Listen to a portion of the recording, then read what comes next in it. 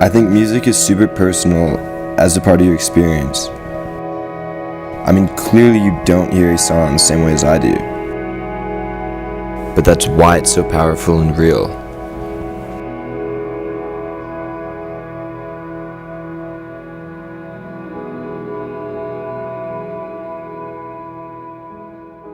Alright, hold up one sec. Where is that?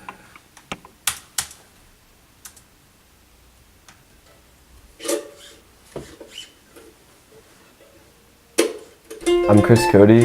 I just started and launched a company, an alpaca wool sweater company, handmade and Cusco, Peru, and I really love music. I try to produce electronic but fuse it with my acoustic background.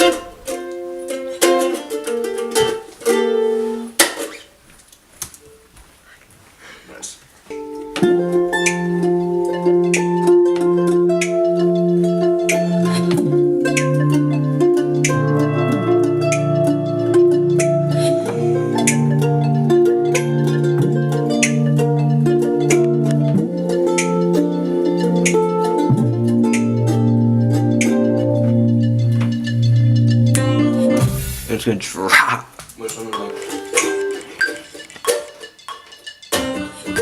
My dad plays the banjo, and my mom plays the acoustic stand-up bass.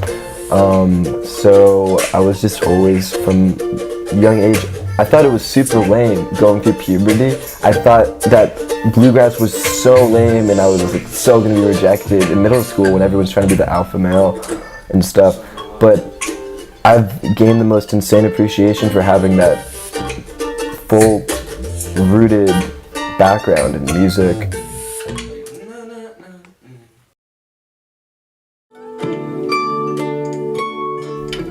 Creatively, whenever you are starting to write something, you want to express it the best. And when I write something, all of a sudden I could see audio tracks being stacked and layered instead of just as like one sound, in producing that and modifying every single aspect of the song, and just hearing the sounds that Flume and just these insane electronic producers have been coming out with just totally opened me up to a new, possibility of being able to express my music. Do you guys like that vocal chop?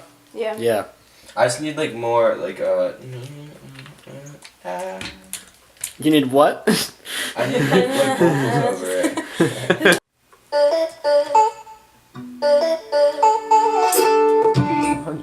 When you go and see Flume, it's just him and he's just expressing himself through these, like push pads or whatever. And then when you go and you see some, like Punch Brothers show or whatever, they're so into their instruments, and if they're all instruments, I have this really cool vision to blend the two. Why can't you do both?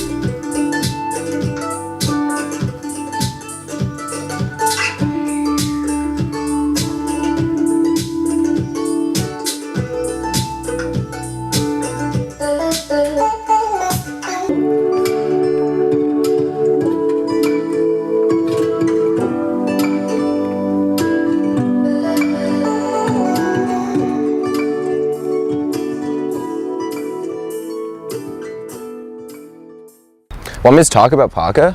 Yes, we do. Just straight up? We'll interject with questions, but Yeah. Yeah. Do I look at the camera or should I look at you? Don't look at the camera. Look at me. I worked and traveled around South America for 9 months. Just like going through Bolivia, Peru, Ecuador, and into Colombia.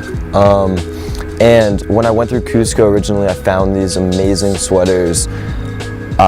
So I bought one as like a memento, and I'll never forget like pulling out of Cusco at like 5 a.m. super cranky, tired, to go to the West Coast, like over the Andes. And I'm on this bus, like looking out the window, about to fall back asleep, and I see these women like hauling bushels of whatever they'd made or sewn or created to sell in the streets that day.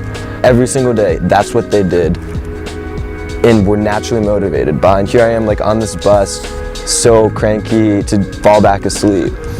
So that was just like a huge then totem of gratitude the sweater became to me, like throughout my travels. So anyways, I bought a plane ticket to Cuzco like in this summer, and like started going through local markets, searching for sweaters with intentions of bulk shipping them back to the States, like find some cool designs and ship them back. And the more I like learned about the process, the dyes, the more real and intrigued that, like, I didn't want to just buy from the people. I want to create something with them. I came across and met this family and this grandmother named Gregoria, and they really took interest, in the whole art. And I started learning about the designs and going over to their house in the morning and like cooking eggs for their kids as we were working on prototypes. Like, no, this needs to be a little, longer here or whatever. And then it just developed into this whole like team. There are a lot of designs from the Inca time that they used called tokapus to indicate, community stature and divine metaphors, and that was a written form of language. And they've just learned how to use the ground and everything that exists in their environment so beautifully, in a mutualistic relationship. The alpacas are just like, Peru. Like, go on the internet and search like Machu Picchu, it's like photos of alpacas, and I mean, I'm trying to think of an analogy to what is similar to that, in another part of the world, but like, It may not even exist. I don't think Exceptional. I don't think a relationship between people and an animal that I've seen exists more strongly than between the Quechua people and the alpaca.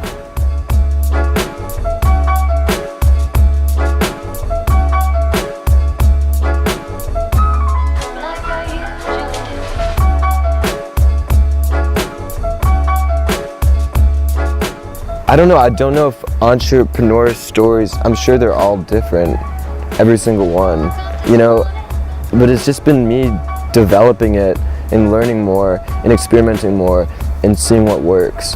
Already it's wild for me to see the impact it's having down in Cuzco. We already have, like over 20 women on board weaving, and I just shipped them all cell phones so we could stay in contact, and like I'm talking to them every day. And it's just been like already tangible. And I think it has the potential to really set an example for what is possible through like fair trade, creativity, compassion, and then just globalization, like the global network that now is so accessible. But I have no idea where it's going to go. It could take off, or it could just like be a chill alpaca wool sweater company. But I'm really ready to develop and create at this stage of my life. I have a lot of energy and motivation to do so. And I think I'm gonna always push to that. And I know that I've been here before. How many times can we re-explore? Not sure what the hell I'm looking for.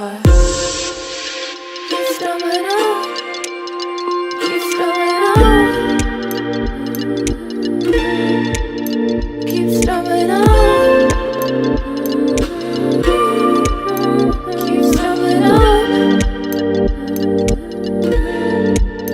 keep stumbling on.